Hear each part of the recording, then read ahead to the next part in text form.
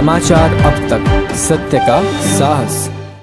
चंद्रपूर जिल्ह्यामध्ये होत असलेल्या अवैध धंदे, अवैध हत्यार बाळगणाऱ्या व्यक्तींची माहिती काढून त्यावर कार्यवाही करण्याचा आदेश मुमक्का सुदर्शन पोलीस अधीक्षक चंद्रपूर रीना जनबंधू, अपर पोलीस अधीक्षक चंद्रपूर यांनी दिले होते।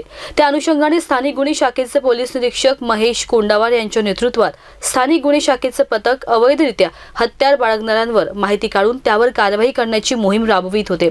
सदर मोहिमेदरम्यान पथकाला गोपनीय माहिती मिळाली की मौजा पडोली येथील DNR ऑफिसच्या मागे रेल्वे लाईन जवळ एक व्यक्ती आपल्या कमरेला गावठी देशी कट्टा लावून उभा आहे। सदर माहितीवरून पोलीस उपनिरीक्षक भुर्ले यांच्या टीमसह तात्काळ रवाना होऊन सदर व्यक्तीस ताब्यात घेऊन त्याची तपासणी केली असता सदर व्यक्तीच्या कमरेला लागून असलेला एक देशी कट्टा तसेच त्याच्या पॅन्टच्या खिशात देशी कट्ट्यात वापरण्यात येणारे 2 नग जिवंत कारतूस आढळून आले।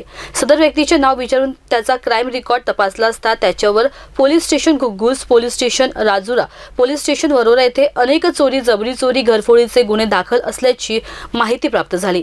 तसेच सदरचा व्यक्ती हा चोरी, घरफोडी तसेच इतर गुन्ह्यांमध्ये विविध पोलीस स्टेशनमध्ये फरार आहे।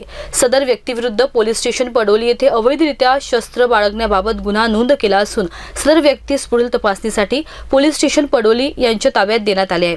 आरोपीचे नौशाद शहादातुल्ला कुरेशी असे नाव आहे। सदरची कामगिरी पोलीस अधीक्षक चंद्रपूर, अपर पोलीस अधीक्षक चंद्रपूर यांच्या मार्गदर्शनात स्थानिक गुन्हे शाखेचे पोलीस निरीक्षक महेश कोंडावार यांच्या नेतृत्वात टीमने केले आहे। समाचार अब तक साठी ब्युरो रिपोर्ट चंद्रपूर।